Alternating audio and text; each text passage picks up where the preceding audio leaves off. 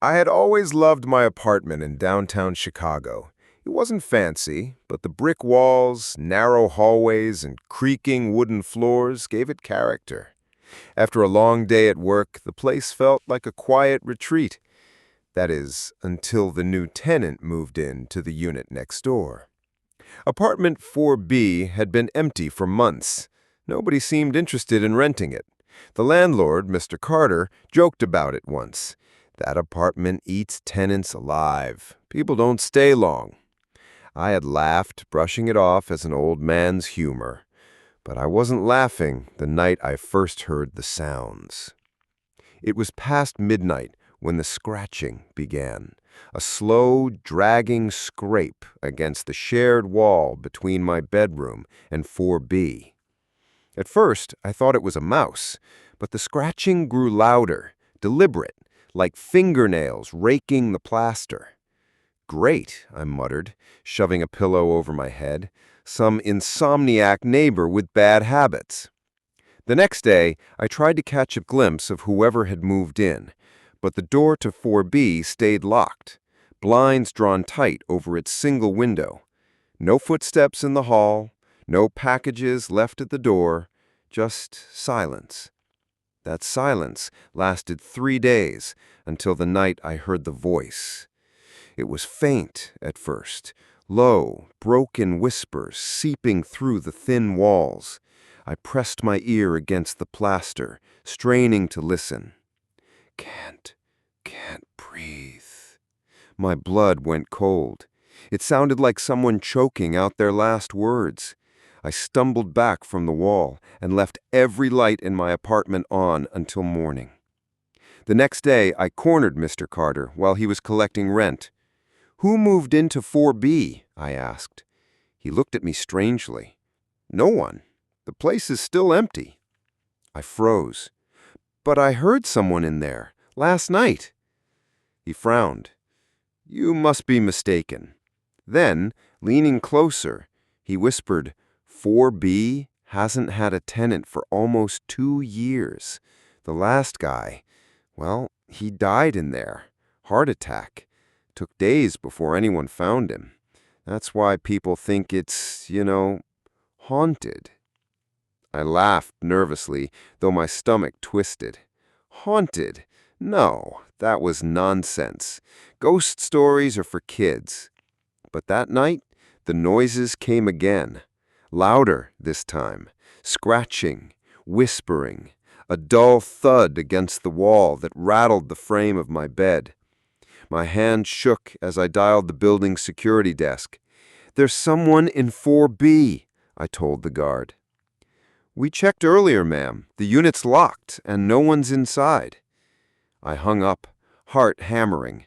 If 4B was locked, who or what was making those sounds? The following evening, I made a decision. Curiosity outweighed fear. When I passed 4B on my way upstairs, I stopped.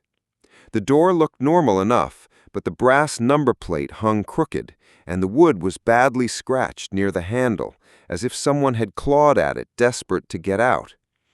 I don't know why I did it, but I pressed my ear to the door, and I heard it. Breathing. Slow, ragged breaths, just inches away. I stumbled back, nearly tripping over myself. My phone slipped from my sweaty hands, clattering on the floor. By the time I picked it up, the hallway had gone deathly silent. That night, I barely slept. When I did drift off, I dreamed of shadows spilling out from 4B, curling like smoke under my door, creeping toward my bed. The next morning, I swore I saw something through the peephole, just a fleeting image, a pale face staring back from 4B's door, eyes black and bottomless, mouth stretched too wide. I screamed, but when I opened the door, the hallway was empty. I wanted to leave.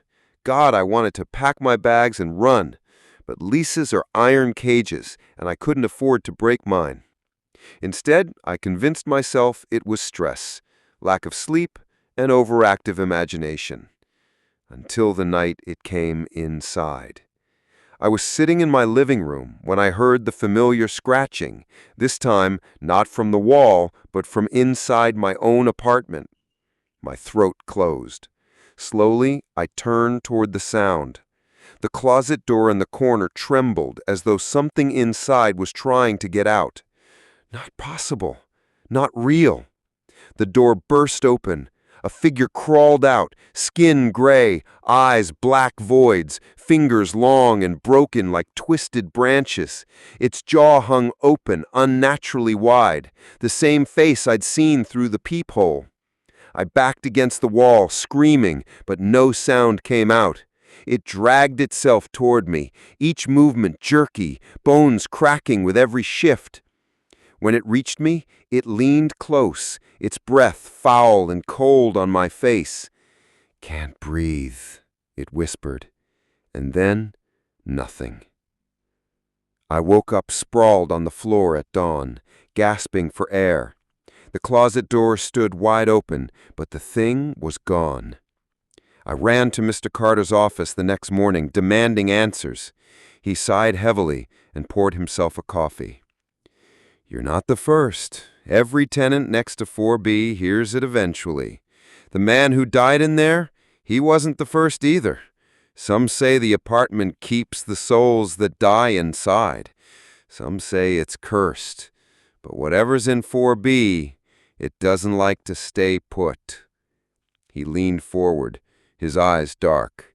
"If I were you, I'd leave while you still can." That night, I slept in my car.